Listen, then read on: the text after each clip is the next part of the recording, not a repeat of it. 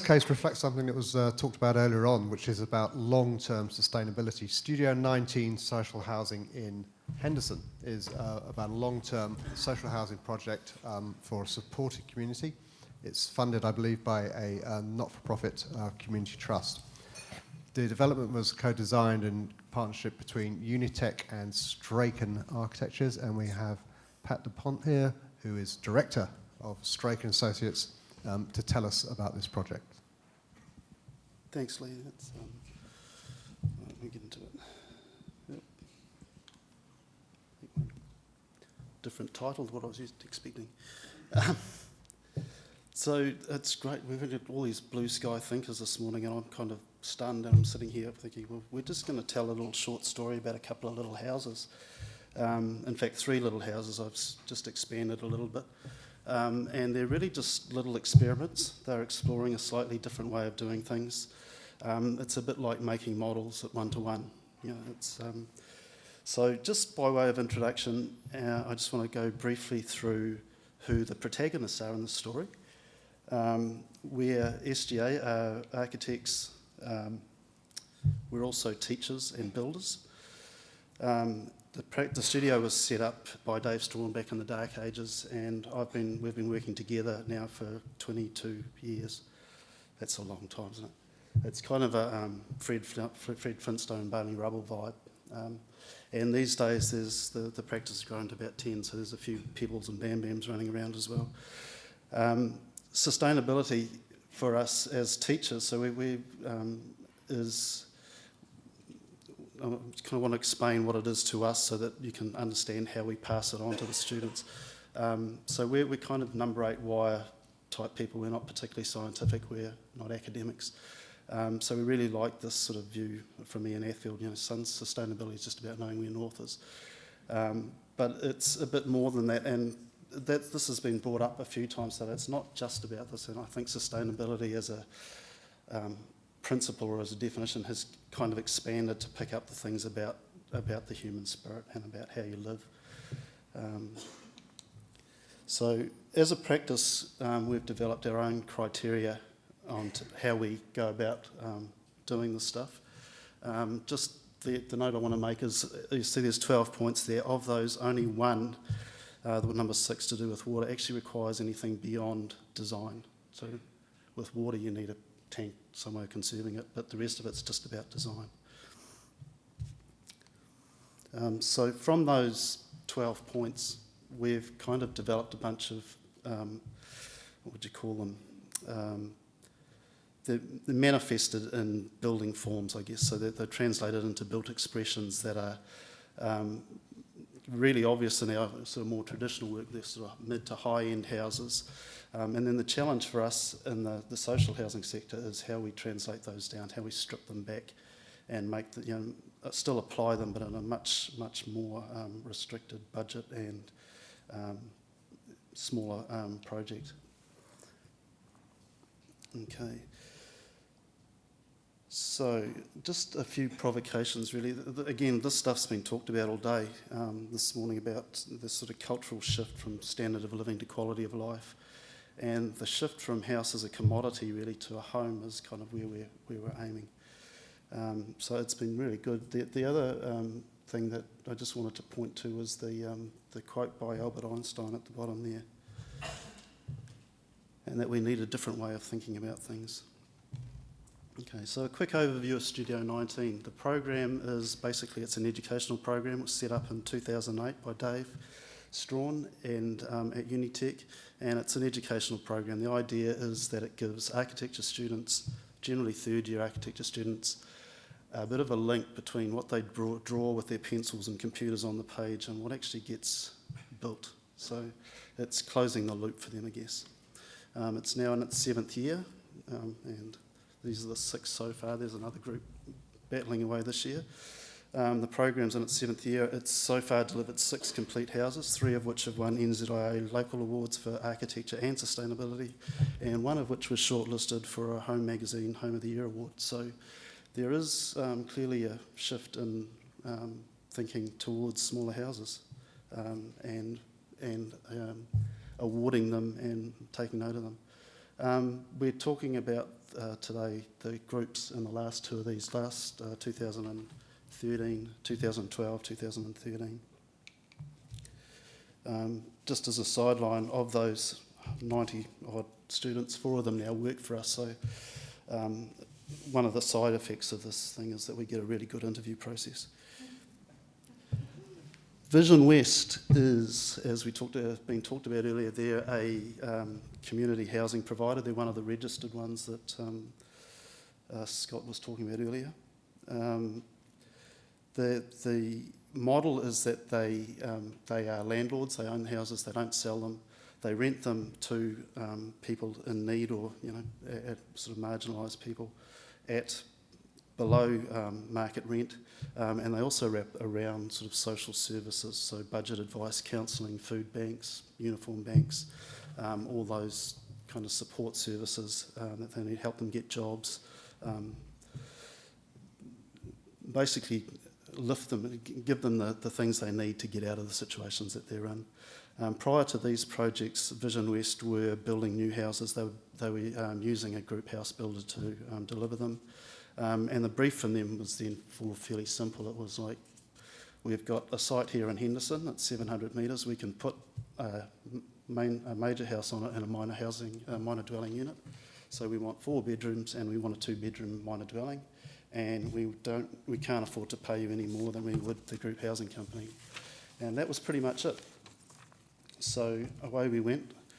The contract values shown up there are just for people who like square metre rates and things. There's no profit, no margin in them. The contract values are just for unconnected buildings delivered to and located on the site. So connections, landscaping, council fees, development contributions, all that other stuff is additional. So the numbers are lies, basically. That's as always. Okay, so the students, as I say, 16 students. We split them up into 4 groups generally to start with, and they operate in the first part as a normal design studio at architecture school operates. They basically work as 4 competing teams in the first stage, and at the end of that, they effectively choose either the best or a combination of the best ideas. At this stage, we kind of, given that the brief we got from Vision West was so limited, we expanded a bit more and treat it like we would any project in the office. So we get them to look at context, we get them to look at the site history, we teach them design method really, clients, who's likely to be in there, all those sorts of things are well researched. They have to go and look at the district plan rules, council requirements, infrastructure, all the connections, all the stuff that needs to be done. We actually go and survey the site with them, so the one and only time they'll ever pick up a dumpy and a staff. So it's, as I say, it's an educational program. So from that, as I say, they also get to deal with real clients, and the really important thing about this is it was really, really good for the students to actually realise that they were dealing with some of the most marginalised and vulnerable people that Auckland has. And Vision West were really good in the initial crits. They invited some of their other tenants to come and attend. And the really nice thing was that some really quite downtrodden women, they'd been obviously had real hard lives, but coming back and saying, they really appreciated being asked and actually being listened to, and some of the comments they made being incorporated into these buildings. So it's something that doesn't happen for them, and one of the better things that comes out of this program. Okay, so from there, as I say, they basically pick the best. In this case, they pick the best ideas of the 4 designs and put them together, and they go about documenting. So materials research, detailing research, E2 calculations, H1 calculations, all the stuff that you have to do to get a building consent. We used a number of non-traditional building systems and technologies, which I'll go through a bit more shortly during showing the construction phase. But effectively, in the end, our office coordinates the drawings, and we take responsibility and therefore the liability for the consent documents. So that's okay. So just taking a little bit of a step sideways and talking about the plans, just how these relate to the sustainability and affordability, I guess. So the first thing you do, first principle, as we talked about, look for the sun. There's we've got 3 plans. It looks like we've got a washed out plan on one of those. There's actually 3 up there, but the 2 the buildings we built first in 2013. So they've got the 4-bedroom unit up the top, built in 2 modules, a living wing and a bedroom wing. The other one is a 2-bedroom unit, and they basically lay up on the site in the same way, one sort of slightly elevated on the other. In terms of planning principles, build less. So the first thing to do was reduce the floor areas as much as we could. And the ways of doing that, there's open plan living is obviously the basis, and that you improve the efficiencies incredibly by using a farmhouse or an inline kitchen type arrangement. So you don't get this sort of double up galley kitchen. And then the other thing that leads on to that is multi-use of spaces. So there's both of these houses have a workspace or a study, and they're integrated into either into the kitchen or into a corridor. Really well used. Things like laundries being integrated into corridor cupboards. The bathroom in the 4-bedroom one's quite an interesting one. It splits the toilet and the shower or bath type room with an open accessed basin, which means that 3 people at once can actually use one bathroom. And in a 4-bedroom house at 100 metres, it's pretty efficient. And the other thing was to give them a bit of generosity. The living spaces are extended outside. The next step, my apologies to any building officials in the room. We try really hard to work with the councils, and for the most part, the council staff are fantastic. They're really helpful, really positive. Unfortunately, they've got a really frustrating system to work through, so it's pretty tough going. I'm really struggling for time here, so we'll just run through this. So if you're going to build off-site, and we had to build off-site because we had 16 students and getting them to site wasn't going to be easy, so we set up a yard, and they went to town. So if you set up a yard, you need cover, you need toilets, those sort of things. So even getting a yard set up was quite a challenge. If you talk about prefabrication, Pam mentioned the value case for prefab, so worth having a look at that. In this case, we've looked at panelised systems. So floor cartridges are made in panels. We've used for the first time a SIP wall system, and we've used a number of times SIP roof panels. Go through these. One of the big things with modular construction and sustainability is getting some thermal mass into a floor. Easy if you've got a concrete slab on the ground, not so easy if you've got a floor up on sticks. So we've used a couple of systems. We used the Flexus one, which is used by the Lighthouse people down in Wellington as well. So generally quite a good system and had promise, but they've since gone under, and there were issues with finishing and with the tolerances and quality of the building. So we've since used a system of fibre cement sheets on standard joist frames. And as I say, built-in cartridges and just screwed together. SIP wall panels, so 2 layers of medium density fibreboard with a polystyrene core. Quite a good system, fast, not particularly cheap. Similar sort of cost to traditional timber framing. Much better R values because there's much less thermal bridging. So you get a real R3 out of the SIP wall. And then for the roofs, these are installations of those. So it's a double bottom plate. The panels lock over it, screwed to the plates. And the panel joints themselves are made with either with a stud or with 2 sheaves of particle board, so it keeps the thermal bridging to a minimum. And there they are standing up. Roof, again, we use a SIP panel. They're 2 layers of about 0.6 galvanised steel, colour steel, top and bottom. Means you get a pre-finished ceiling. They are structural, so they'll span about 4.5 metres. Challenges with those are that they tend to be a 1 metre module, which is different to everything else, so there's always a bit of argy-bargy to decide which one takes priority. The other thing is hanging gutter off that stuff's not easy, so you have to detail that pretty carefully. Where are we up to? CNC manufacturer. Meet Brad. Brad from 2012 is a CNC operator extraordinary. He was responsible and did a fantastic job of building all the cabinetry, or making all the cabinetry, CNC cut it all.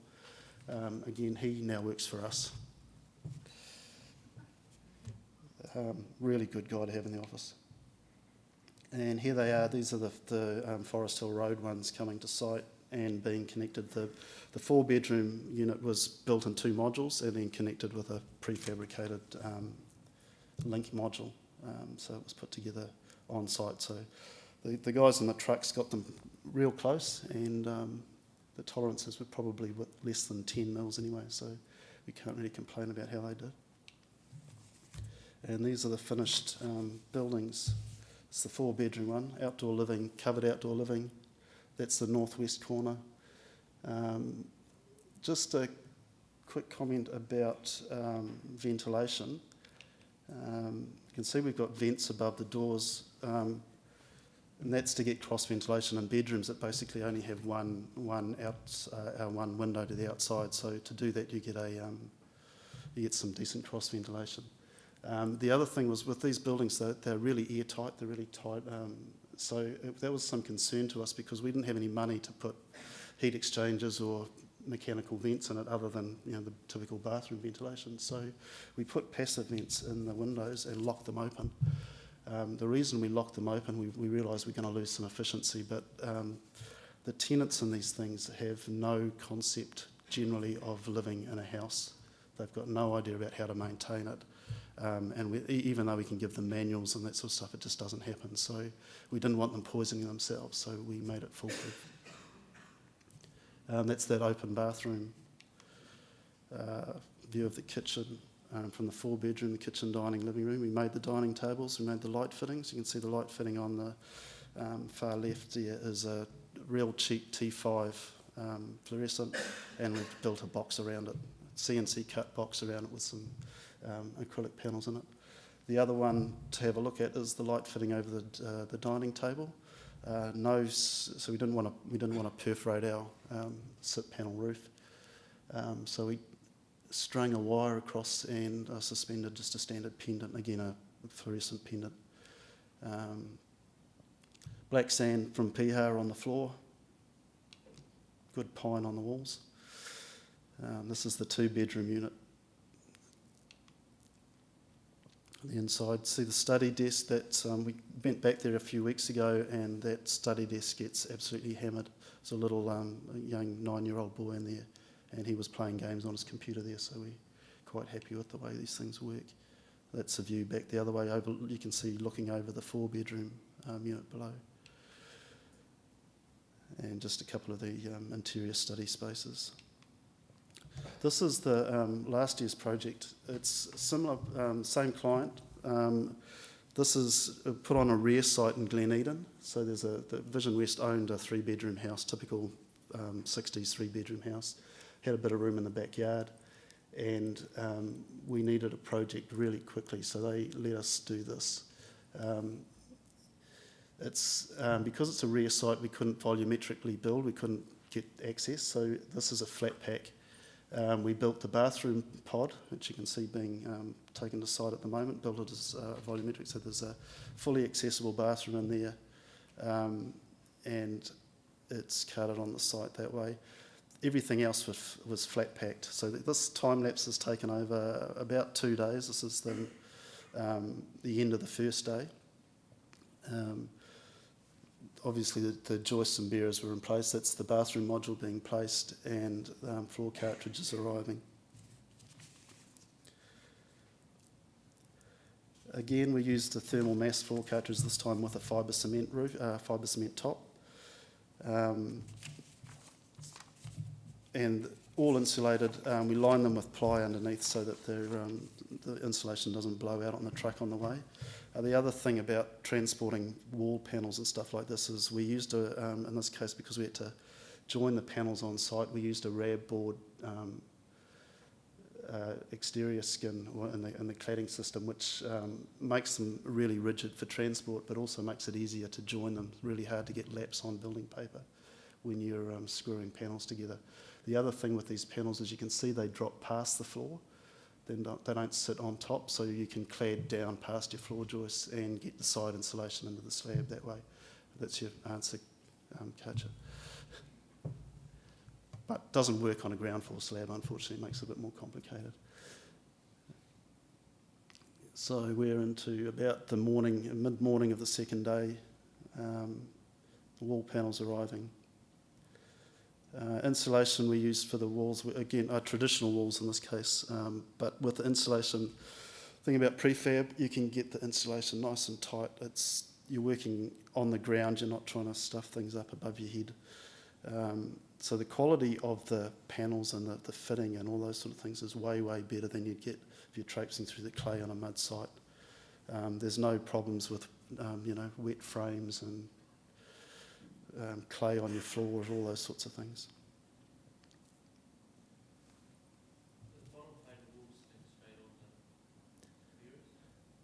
No, it's suspended off the side of the floor. So we just put some cleats on the side of it to locate them, and then you get underneath and screw big long purl and screw type things. Spacs made a fortune out of us. So maybe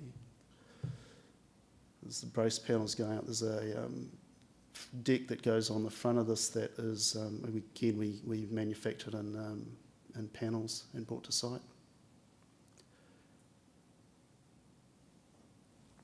And this is getting towards 5 o'clock on the second day when the architect arrived, I think.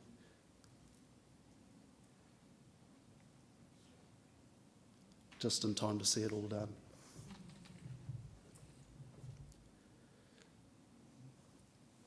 The roof panels in this case came from Christchurch. They're concrete panels. Rather than an EPS core, they're a PIR core, which is way better R values. You get an R5 out of a 100mm panel.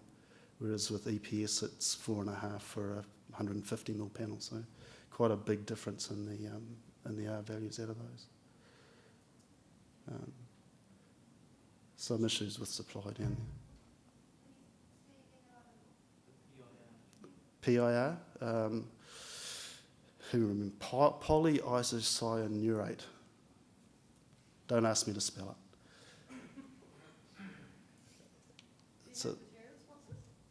No, it's basically the cost is covered by Vision West, so they have their own money and grant money or government money.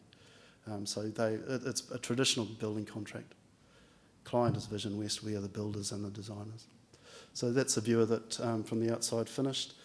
Again, the outside deck and the terrace, they get used. There's the woman that's in there is quite.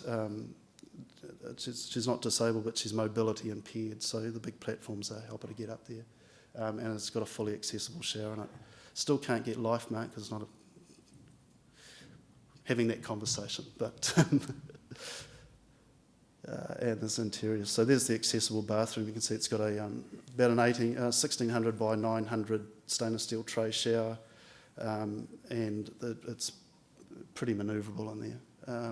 And the floor and the ceilings and things, same traditional the light fittings as before.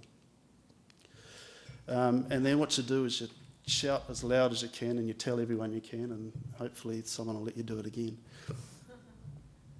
And this time they did. We're doing house a set of houses or one house particularly, but a thing for the Kaumātua up at the Ngāti Whātua up at Bastion Pont.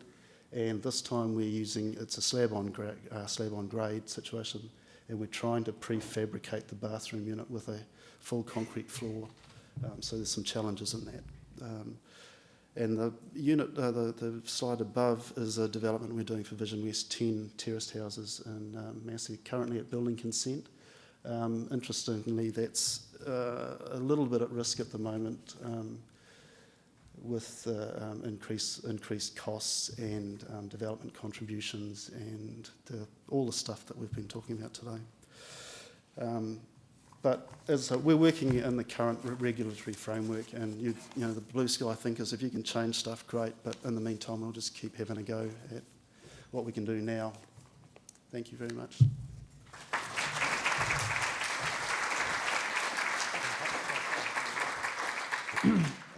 So there's an example of innovation, and I thought stunning quality, and working around interesting problems with interesting solutions. Does anybody have a quick question for Pat? Sorry, I've run way over time. So He's gone way over time. way over. Way over time. But worthwhile. Okay, no, thank you very much, Pat. Take a look at